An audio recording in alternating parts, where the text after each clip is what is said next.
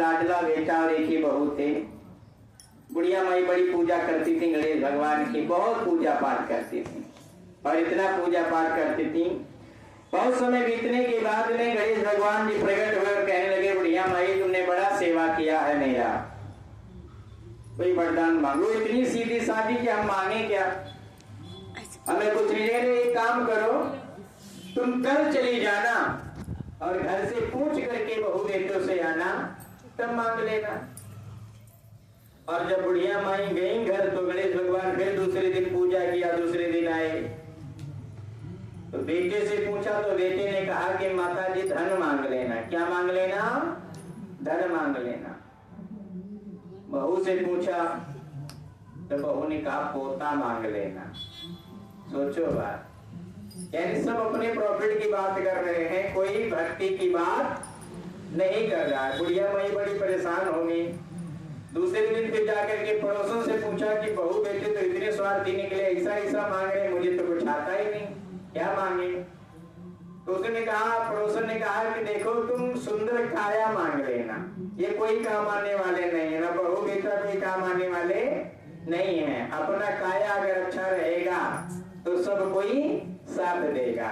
अभी और कंफ्यूज कि मैं मांगू तो मांगू क्या? तो इस प्रकार से सुंदर काया मांग लेना। घर आकर के बुढ़िया माई सोचने लगी कि बेटा बहू को भी राजी करना है, अपना काया भी मांगना है, परिवार में धन दौलत भी बढ़ाना है, क्या करें? सोचते सोचते रात निकल गई। प्रातः काल हुआ जब बुढ़िया माई पुनः जाकर के भगवान की पूजा की। गणेश भगवान प्रसन्न हुए, कहने लगे बुढ़िया माई कुछ मांगो, कुछ मांग। बुढ़िया माई कहने लगी मुझे सुंदर काया दे दो, सोने का कटोरा दे दो, उसमें दूध पीने के लिए एक पोता दे दो, अमर सुहाग दे दो, निरोगी काया कर दो, भाई दे दो, भतीजा दे दो, सारा परिवार दे दो, सुख दे दो, मोक्ष दे दो। यानी एक ही वरदान में इतना सारा नियम मांग लिया। गणेश भगवान प्रसन्न थे, कोई बात की कमी नहीं थी। यहाँ पे भी एक नियम आता है कि भगवान के लिए कुछ भी असंभव नहीं है। फर्क इतना है कि आपकी भक्ति किस कैटेगरी की है, आप कितनी भक्ति करते हो।